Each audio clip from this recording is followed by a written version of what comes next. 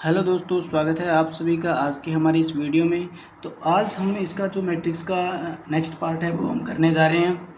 उसमें हम करेंगे दोस्तों परिवर्त मैट्रिक्स किसे कहते हैं, यानी ट्रांसपोज मैट्रिक्स कौन सी होती है उसके बारे में अपने यहाँ पर पढ़ेंगे।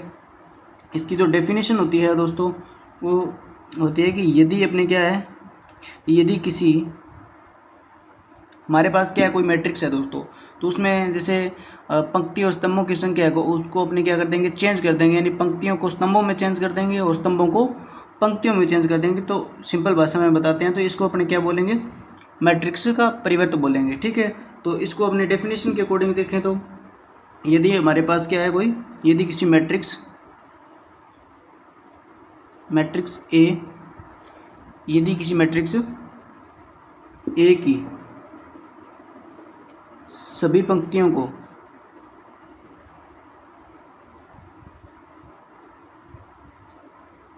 स्तंभों में तथा सभी स्तंभों को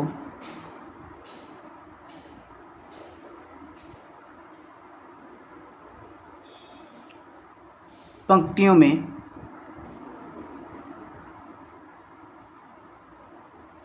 में बदल दिया जाए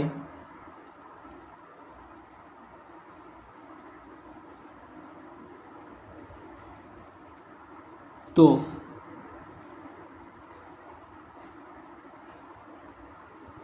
इस प्रकार से प्राप्त होने वाले मैट्रिक्स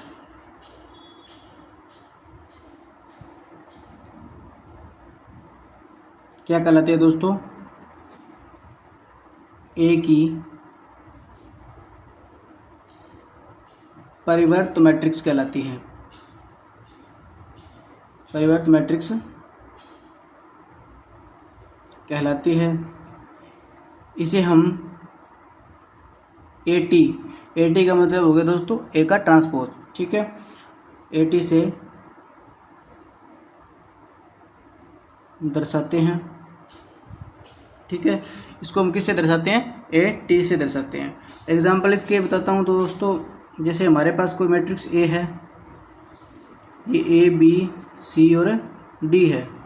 ठीक है, यदि हमारे पास कोई मैट्रिक्स ए है और ये ए बी और सी डी है तो इसका परिवर्त क्या हो जाएगा, ए टी बराबर क्या होगा दोस्तों, हमने बोला कि पंक्ति है उसको स्तंभ में चेंज कर देंगे, उस स्तंभ उनको पंक्तियों में बदल देंगे। यानी हमारे पास पहले पंक्ति है तो हमें किसी भी एक को चूज़ करना है, या तो पंक्ति को चूज़ करेंगे या स्तंभों को चूज़ करेंगे।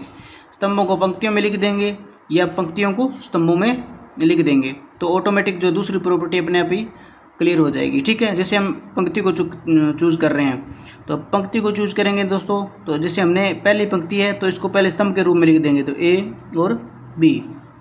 ठीक है, दूसरी पंक्ति को दूसरे स्तंभ के रूप में लिख देंगे सी और डी। तो ये जो बनने वाली मैट्रिक्स है वो किस प्रकार की मैट्रिक्स है, परिवर्त मैट्रिक्स है। ठीक है, यानी ए की कोई परिवर्त मैट्रिक्स है वो इस प्रकार अपने को इसको चेंज कर सकते हैं।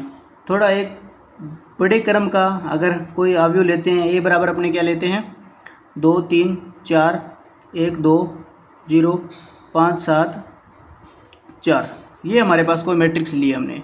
इसका परिवर्त करेंगे तो ए टी बराबर क्या होगा, जैसे हमने क्या किया, पंक्ति को चूज़ किया, पहले सबसे पहले हमने या तो पंक्ति को चूज़ करना है या स्तंभ को चूज़ करना है।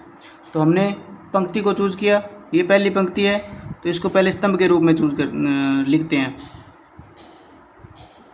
2 3 और 4, 1 2 और 0। दूसरी पंक्ति को हम दूसरे स्तंभ के रूप में, तीसरी पंक्ति को 5 7 और 4 तीसरे स्तंभ के रूप में हमने लिख दिया। तो ये जो है वो परिवर्त मैट्रिक्स कहलाती है दोस्तों।